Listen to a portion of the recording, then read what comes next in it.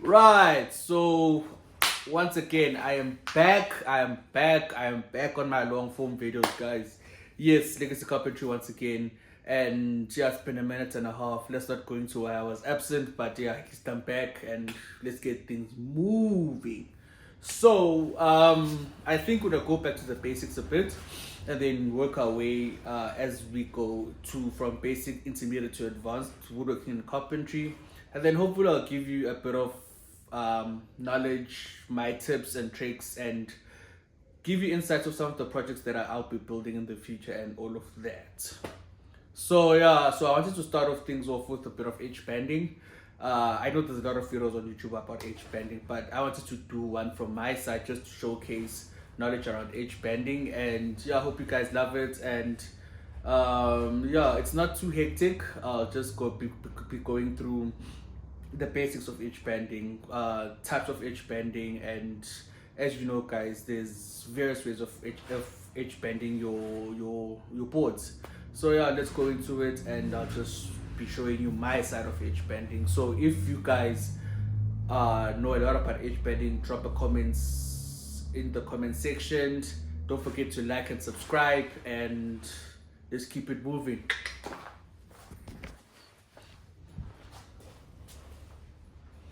Alright, so what is edge banding, right? So if you're new to woodworking and you really want to know what edge banding is, and you hear the name edge banding or the term edge banding, meaning that what you're doing is that essentially when your board is cut, as you can see right here, this is a freshly cut board right here, you'll have these edges right here which are brown. You can see the rawness of the wood right here, but what happens is that obviously when you're going to install cabinets or you're going to do a project, you need to get these whites. So what you're essentially doing is that you're adding a strip right here, which is the strip right here.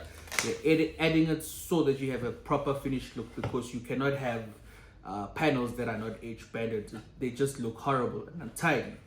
So edge banding comes in various colors. Some cupboards are blue, yellow, whatever color that you have, there will be edge band in that yellow. Some people do generally will take a gray panel like I'm gonna do today and use a black edge banding, because let's say you have a combination of the two colors within, let's say, your kitchen.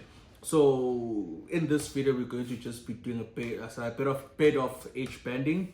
Simple, not too hectic, and I think for every beginner you can master it very, very quickly. For the intermediate guys, know this very, very well, but if you're intermediate guys who relies on a supplier to edge band your panels, then maybe this is for you too, if you come across situations whereby you need to edge a couple of your panels yourself.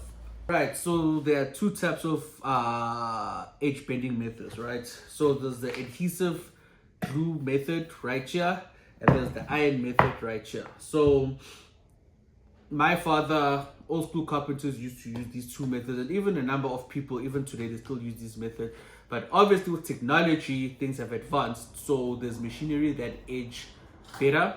Like cutting and edging companies edge for you really better, and then there's portal edge benders that you can get on the market that allow you to edge without you having to use this whole old school method, which is very, very tedious, can be messy and clumsy. But yeah, so not everyone has the money to buy a portal edge bender because they can be a little bit pricey, but we'll go old school just to show you guys how we edge bend. And yeah, it's up to you whether you want to do some edge bending or you will rely on your cutting edging supplier to do it for you. So let's get into it.